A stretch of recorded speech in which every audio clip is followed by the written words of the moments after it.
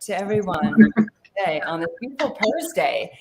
Thank you guys so much for joining us. We are back with the dream team, Pam Roussell with Perfectly Holistic, Dr. Katie Woodley, the natural pet doctor, and Julie Anne-Thorne with Naturally Cats. So excited to be joined by all these beautiful women today to talk about a very important subject, enrichment for our cats.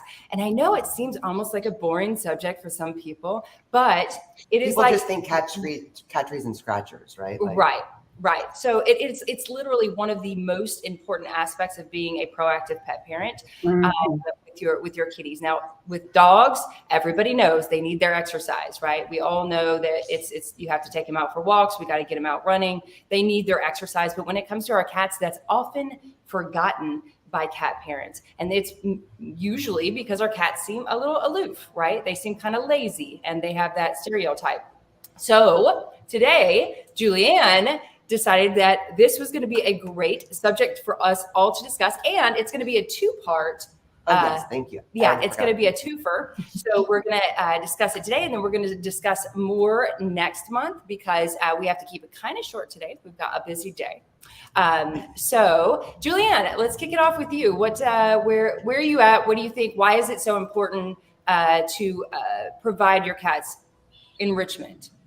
Yeah, I think this is a great topic. And like you said, I think we can all forget about it sometimes or think that we're doing it. So I think it's always good to talk about it, to bring it to the forefront. And as Dr. Katie says, what's the one thing you can do? So I think with enrichment, it is key to bring it, to kind of loop round to talk about it. So for me, like I had to, I Googled what does enrichment mean? Because I think, like you said, it's like scratch and post and litter trays, but they're actually resources, right? There's a difference, so they're key resources. So when you look at what actually enrichment means, it says, good old Google, the act of improving or enhancing the quality or value of something. And when you think about bringing that to our cats, for me, that's about making them, helping them to thrive rather than just survive. So there's a real fine line between, yes, providing for their resources and providing their needs, but there's more, there's always more that we can do. And, this is a topic, I'm so glad we've got two parts because I could just talk about this like for hours. I've got probably like half a dozen categories that fit into enrichment, so for me, like, first of all, I think about, hidey holes and spaces. Hidey holes and heights is one thing that I look at. So my boys, complete opposites, literally chalk and cheese. So Max likes to be up high. He likes to be watching what's going on. He's very young. He climbs.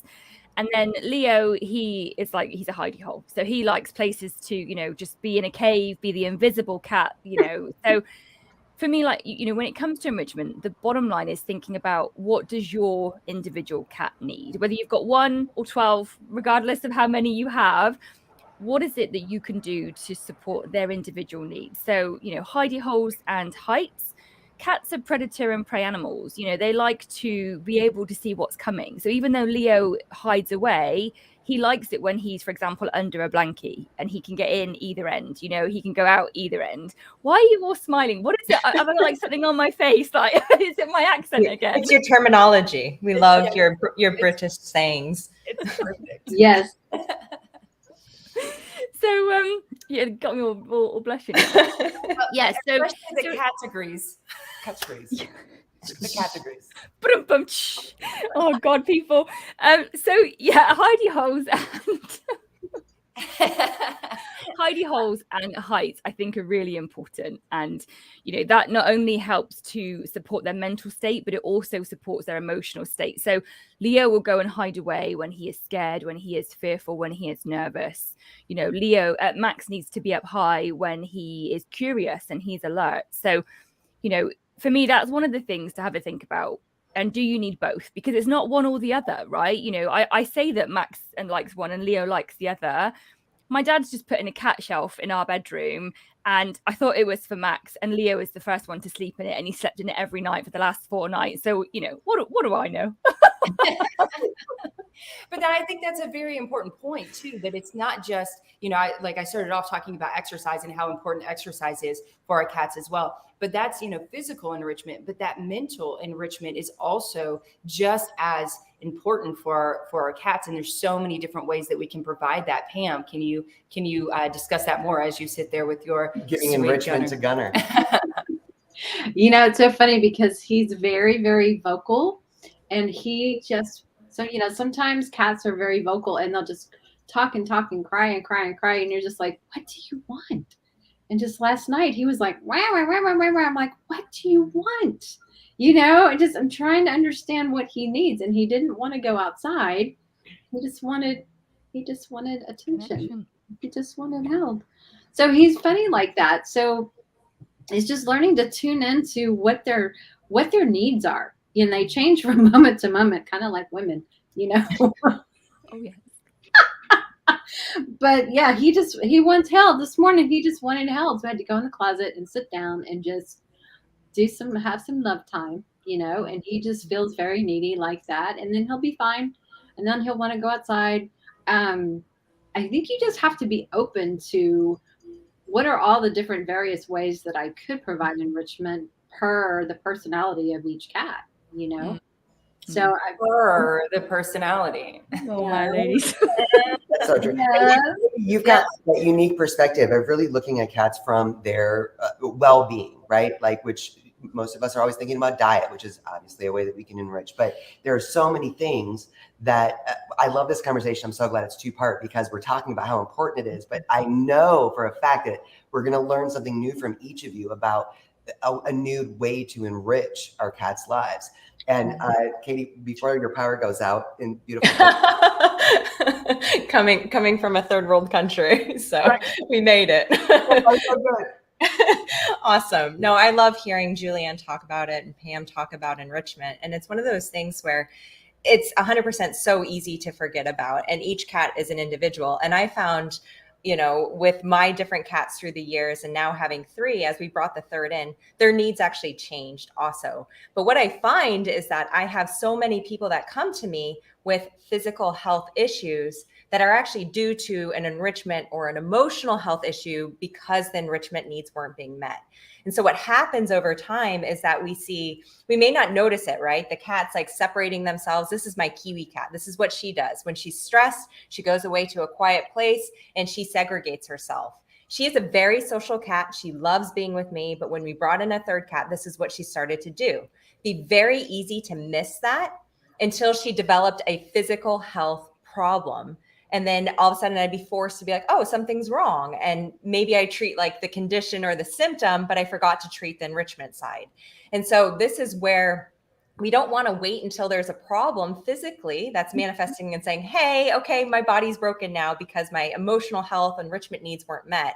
And so what I love about this is looking at, okay, we have our physical health space, making sure they have this quiet zone where they can go to, especially if there are changes. Cats like consistency. They don't like stress. They like knowing what's going to happen, the predictability in their environment. So making sure that they have those safe spots to go, that they're free from feeling fear or that distress, but also looking at, of course, I have to touch on food because food is going to help support their body, supports the microbiome, the good bacteria in the gut, which directly affects their emotional health.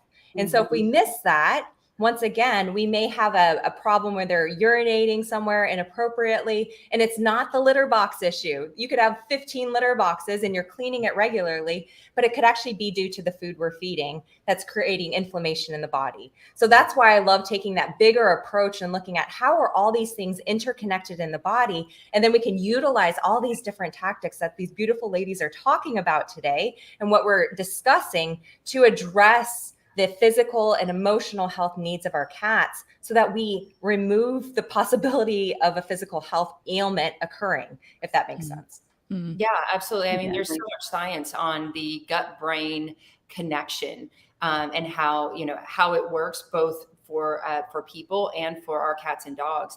And so it's, it's a holistic approach, right? When it comes to everything for our cats, but also for enrichment, and something that a lot of us don't think about. We think about playing with our cats. When we think about enrichment, we don't think about what we're giving our cats, what we're giving them in their bodies to help them play. For instance, many people say to us every single day, multiple times a day, my cat doesn't like to play. What do you say when somebody says my cat doesn't like to play? Oh, Julianne, your face just then. I would say that's an interesting perspective. And I would say, that's an opportunity for you to learn and to get to know your cat more, because, every cat needs physical stimulation, physical exercise, and alongside the physical exercise, it's mental and emotional support and stimulation. It, like Katie said, it's the whole package. I talk about 4 paws to perfection, the 4 lenses that you look at your cat through: spiritual, emotional, physical, and mental.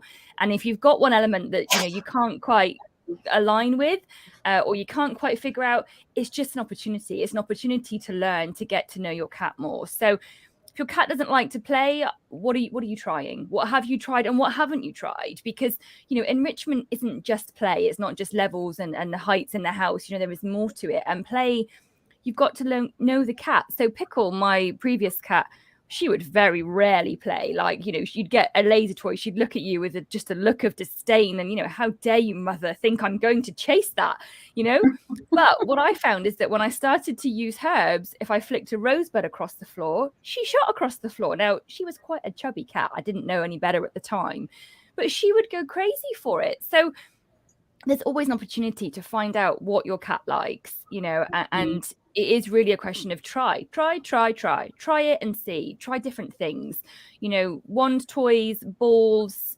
noisy toys. Like Max loves bells on toys, and it drives me crazy because, I like peace and quiet, but he likes it. So every now and again, I'm like, yeah, Max has got a toy. You give Leo a toy with a bell and he runs a mile. He's not interested.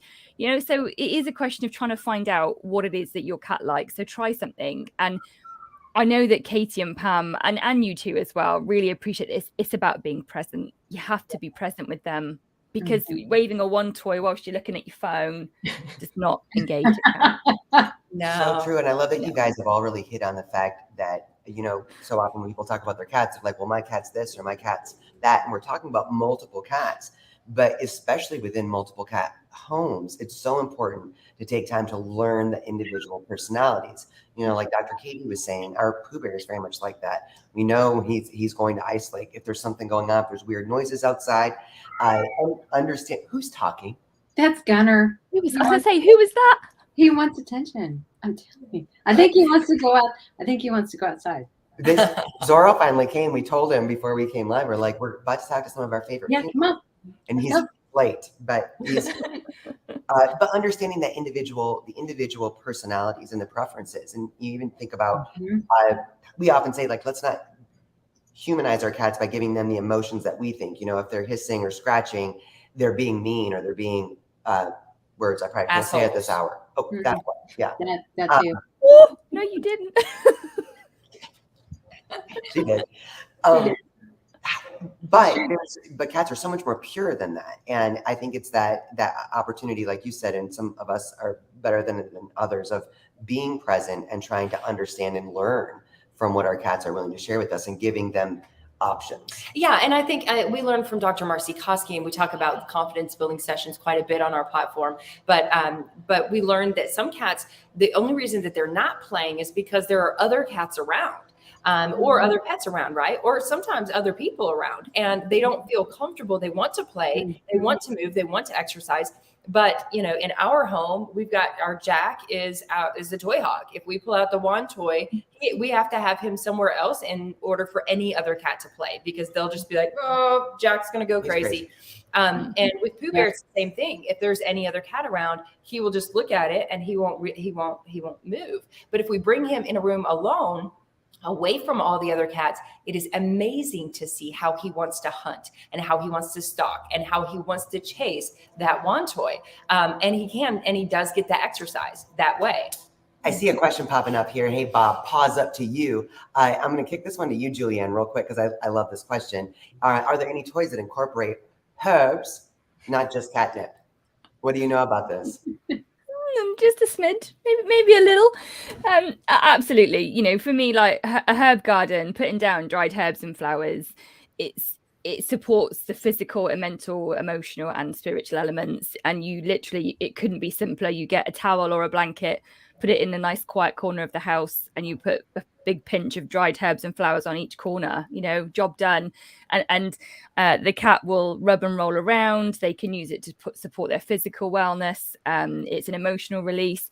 And I know that in fact, all of you gorgeous ladies on here have used them. And Pam shared a beautiful experience she had with me with my herbs with one of her cats. Pam, do you want to share about what happened with Aileen when you were in the wardrobe when you got the herbs out for grief?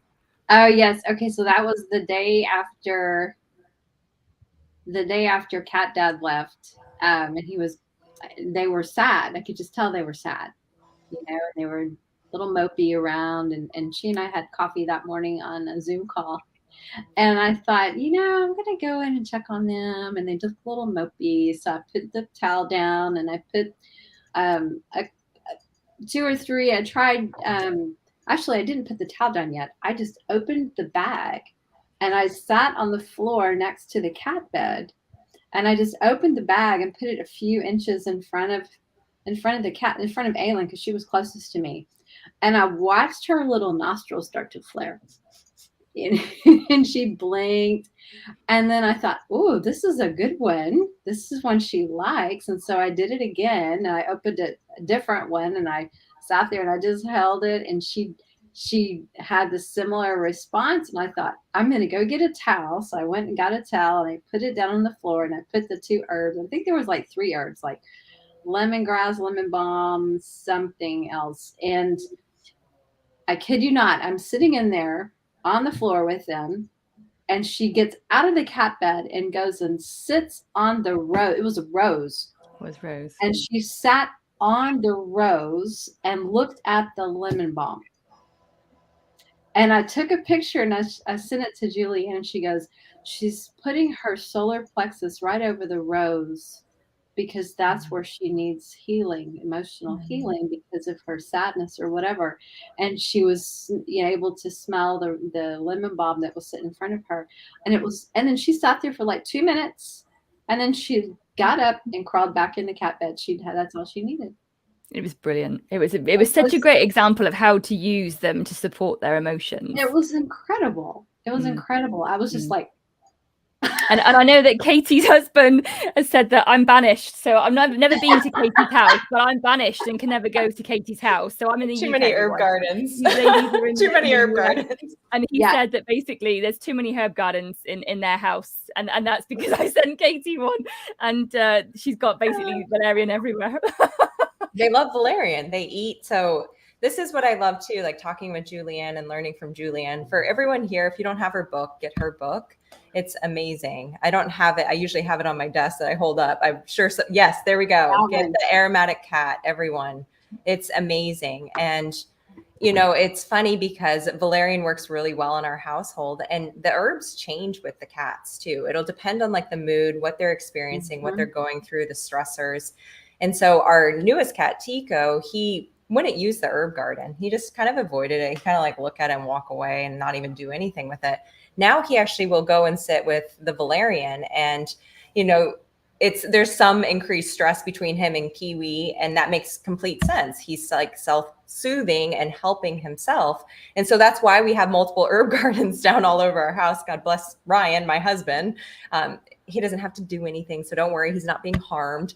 But so it's nice though, because we have it in a room where our Kiwi cat, our quiet older cat, she can self-select different herbs. We refresh it. I change the different types of herbs too, just in case she wants something different. We have one downstairs, kind of in the main area, which is commonly used, that I top up every day and is being topped up while we're away. I can watch them eating valerian. I see the pet sitter putting it down and they're like, and I'm like, perfect, and it's, what I love too is, talking to Julianne, there's like dried valerian that you can use. There's powdered valerian that some cats will prefer, and ours prefer the dried. We've got both options, and I'll try them just to see.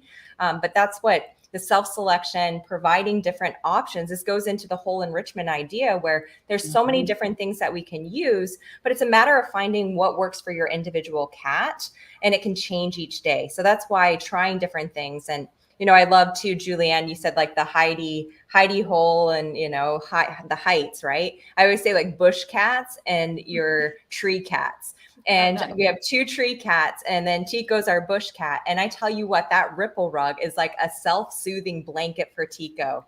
I see him in it every single day. While we're away, we have a camera on it so I can watch him. And I'm just like, he's in his little ripple rug. And it's the coolest thing, because while you're away too, that was a big stressor for me, is leaving our 3 cats in the care of, a pet sitter. And I'm like, are they going to engage with them enough? And having different resources down for them, from the herb gardens to 2 different ripple rugs in different areas, having different cat towers, having places they can hide in, the boxes, and then different toys that the pet sitter can use for them, from crinkly, crunchy toys to little toy mice that they can hide in the ripple rug or throw, to the wand with a feather that Moki goes crazy with. Those are all great options. And depending on the day, they choose and self-select what their body needs and what their emotional health needs for that day. So love that.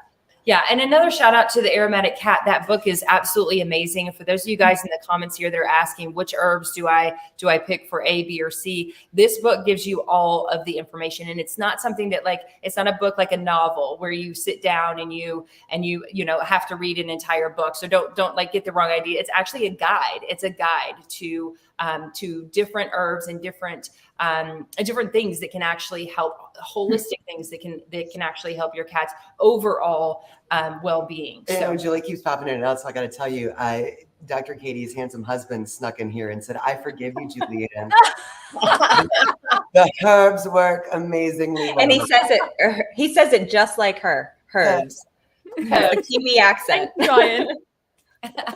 Yeah, Nicole said that book is awesome. I reference it all the time. I think, we're really just scratching the surface. I think that herbs especially are something that a lot of us don't think about. We think of catnip and that's it. Your cat like catnip, or maybe cat grass, which I don't even know if that's actually an herb. But it's definitely part of self-selection and enrichment, a key enrichment element for sure. Yeah. We need to start growing some of that. I know, we keep saying that. That's amazing. That's been a game changer in our house too. And you can try different grasses.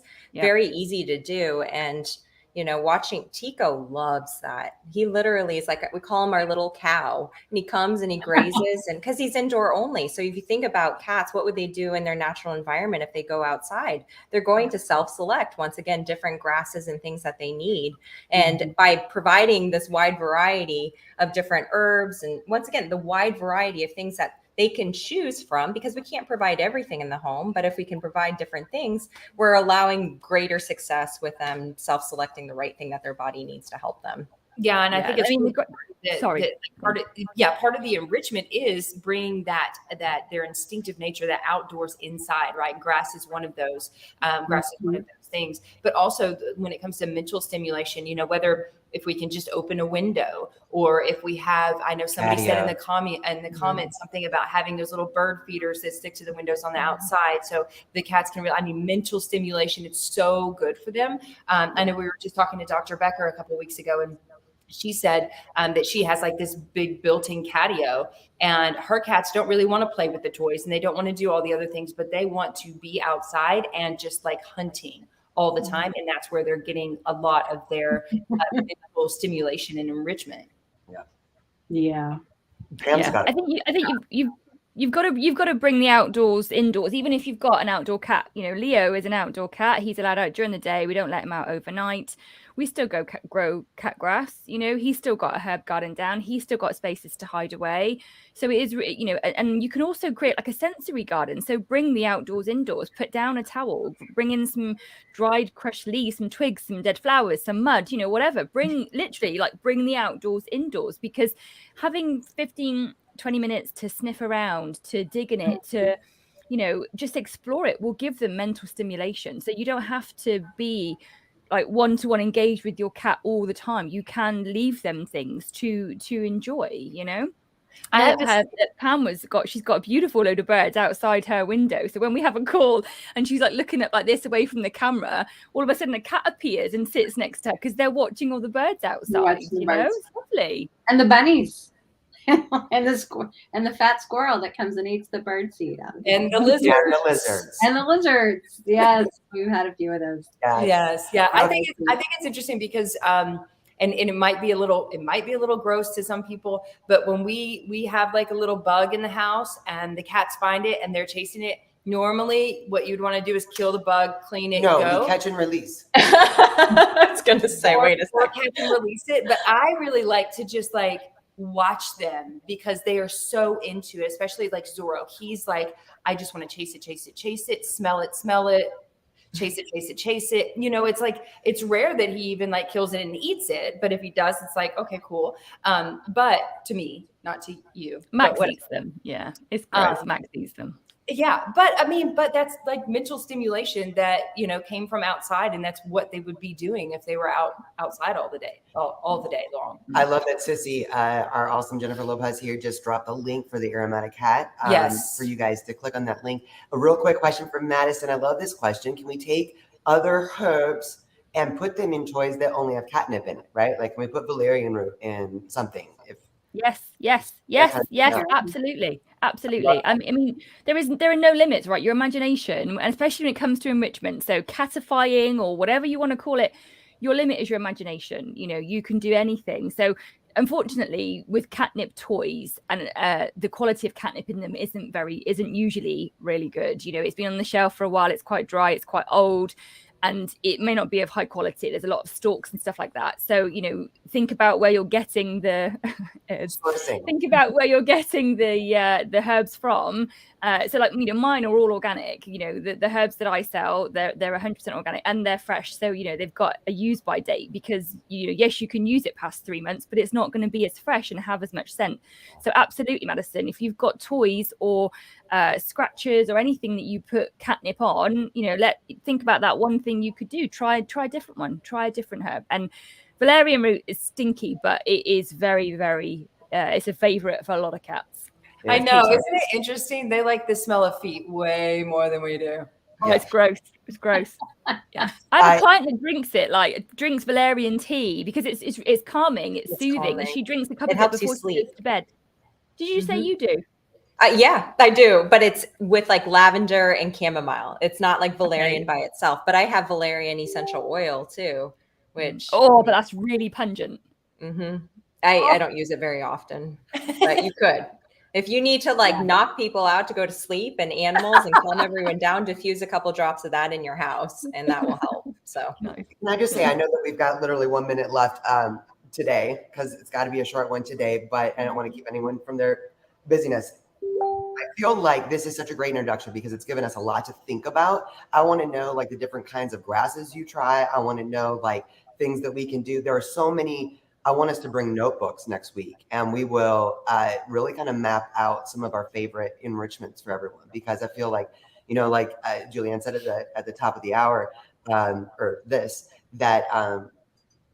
you have about a dozen categories of enrichment. And I want to know like all of them. I feel like, you know, herbs for us is something that's new. Only since we really met you have we really even seen how much it impacts our cats. And it's something that you want to, you know, shout from the rooftops. But I know there's a lot more things that we can be doing. So let's bring the notebook next time and really give people some specifics. Yes. Well, and definitely. one of the things too, I was going to say, I saw Madison comment too, and this is, I think, commonly missed also, is the different life stages and how you can adapt your enrichment, especially for senior cats, because they may not move as much, but you can still engage with them. And I think it's important to know like what that looks like and how to do that. So I think that'll be a great topic to cover too in our next session.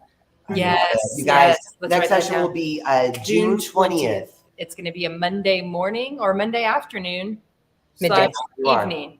Yes. Late morning for you guys, isn't it? 11:30 for you, 7:30 for me. 12:30 for Mountain Standard. 1:30 on Central.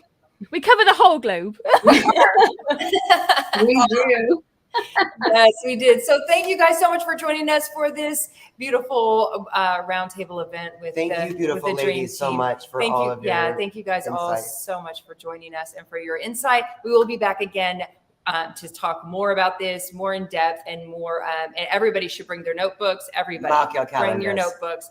Mark your calendars for June 20th. We love you guys so much. Mwah. Have a beautiful day, We hope everybody. you have a happy Bye, day, everyone. Bye, y'all. Bye, guys.